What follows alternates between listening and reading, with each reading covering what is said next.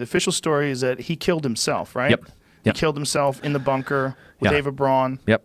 And is there any photographic evidence of his death or anything? Yeah. So what the Russians got the body and they got his skull. And when they brought it back to Moscow, nobody has ever been able to independently verify who and what this body is. They let one genetic test occur, and the body with the bullet holes that they said was Hitler, and have said, and that's the narrative, that's the story, that's all the eyewitness accounts that are even in the vicinity of collaborating with each other and corroborating each other's testimony.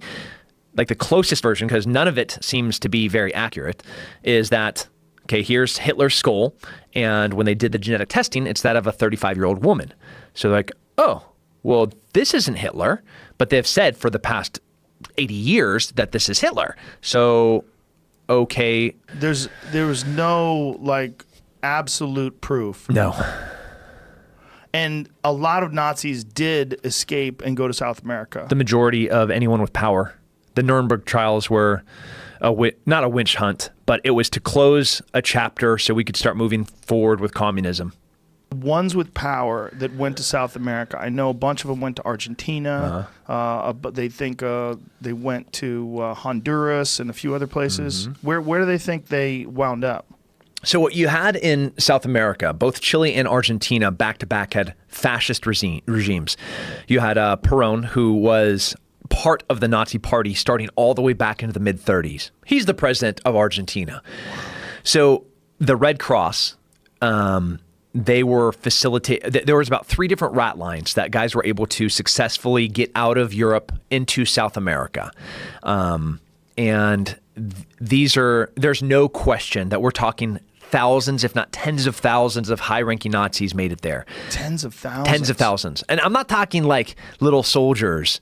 I'm talking high-ranking Nazis, officers, guys like Joseph Mengele and Adolf Eichmann. I mean, these are the most disgusting, despicable humans to exist at the time. If Hitler is dead, Joseph Mengele is the guy that would take syringes full of blue ink and inject them. You have blue eyes, Joe, or you have brown eyes. Let me see if I can make them blue. Oh, wow. And then take twins and start torturing them to see if one would feel the pain. That's Joseph Mengele. I mean, that's the guy that then in South America was helping high-ranking Argentinians have abortions, and he set up, have you seen the movie Colonia?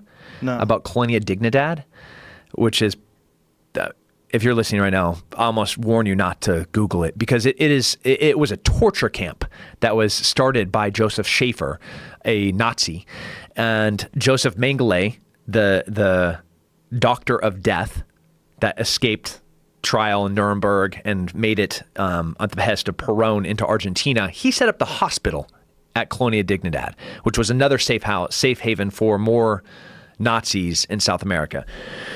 Golda Meir and David and Ben Gurion, the presidents of Israel, they took the gloves off and they were just sending assassins to try to find these people and kill them. But what you got in South America were isolated German-only communities. You could go into Bariloche, Argentina, and I'd be like, "Buenos dias, amigos," and they're like, "Guten Morgen." I'm like, "Oh, yeah, I meant good morning. Yeah, sorry, it's 2017, right? I thought we spoke Spanish here." So, in 2017, you were there, and they were speaking German. Yeah. Whoa. Yeah.